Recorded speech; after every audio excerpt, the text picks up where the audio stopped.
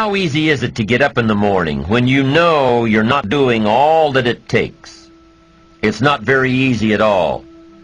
You can just lay there awake thinking, oh, what's a few more minutes in bed? It won't matter much anyway. Wrong. It does matter. It will matter. Now, how easy is it to get up in the morning when you're pouring it on, doing the best you can, anxious to get going, make progress toward your dreams? It's a whole different story. When you're resting to renew your reserves, it's much different than resting to avoid your day. When you're psyched up and excited for your life, when you're excited for what you've planned to accomplish for the day, it's amazing. You'll wake up before the alarm clock even tries to startle you awake. Your successes fuel your ambition. Your successes give you extra energy. Your successes pave the way for more successes. It's the snowball effect. With one success, you're excited to meet another, and another, and another.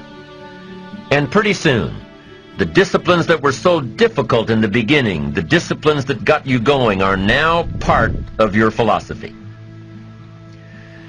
How do you know when you're successful? Do you have to be a millionaire? No. All we ask of you is that you earn all you possibly can. If you earn $10,000 a year and that's the best you can do, that's enough. God and everything else will see to it that you're okay. The key is to just do the best you can. If it's $10,000 a year, wonderful. If it's $100,000 a year, wonderful. If it's $1 million a year, wonderful. It doesn't matter $10,000 a year or $1 million a year. It doesn't matter as long as you've done the best you possibly can. Earn the most you possibly can. Be the most you possibly can. And here's why. The essence of life is growth. The essence of life is growth, to do the best you can. And here's what's interesting. Humans are the only life form that will do less than they possibly can. Humans are the only life form that will settle for less. Every other life form except human beings strive to its maximum capacity. How tall will a tree grow? Approximately. As tall as it possibly can. You never heard of a tree growing half as high as it could. No, trees don't grow half. Trees send their roots down as deep as possible, stretch their limbs up as high as possible, produce every leaf possible and every fruit possible. As a matter of fact, you never heard of a human physically growing half. We keep growing until we're done. Now that's a part of life we can't control. It's genetically coded. And that's probably why we keep growing till we're done. Because we can't control that part. It's the rest of our growing that we control. The growing of our minds, the expansion of our minds, that we can control. And that's what tends to get away from us. All life forms inherently strive to their max except human beings. Now, why wouldn't human beings strive to their maximum possibility? Here's why. Because we've been given the dignity of choice. It makes us different than alligators and trees and birds. The dignity of choice makes us different than all other life forms. And here's the choice. To become part of what we could be, enough to get by, or to become all that we can be. My best advice for you is to choose the all. Earn all you can, make all the friends you can, read as many books as you can, develop as many skills as you can, see as much as possible, do as much as possible, make as much fortune as possible, give as much of it away as possible. The max. There's no life like it. I'm telling you, once I got on track, I've never looked back. Pick up the challenge. Go for it.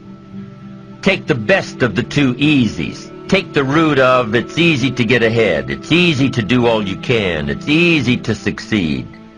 It's easy to have financial freedom. The more you do, the more you get.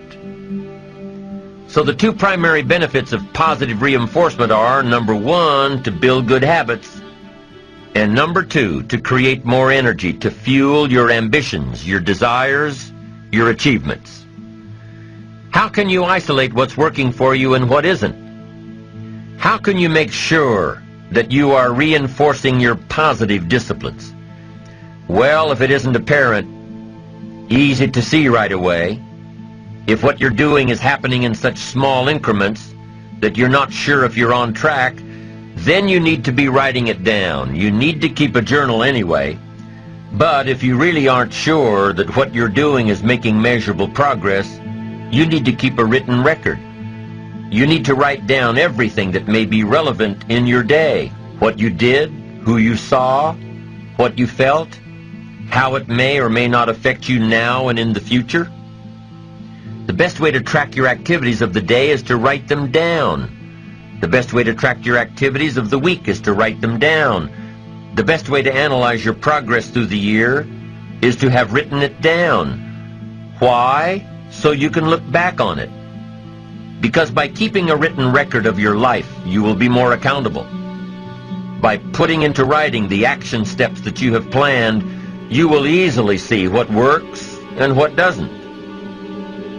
Most people just try to get through the day, never writing anything down, never keeping track of their progress along the way, never really knowing if they are doing all they can to reach their goals, to drive their ambition. But gifted people learn to get from the day. They don't let a day end without picking up some valuable experience, some emotional content, some idea that may positively affect their future. To get the most from a day, to learn the most from a day, you need to be able to reflect on the day. And how can you reflect on a day unless you record it in history?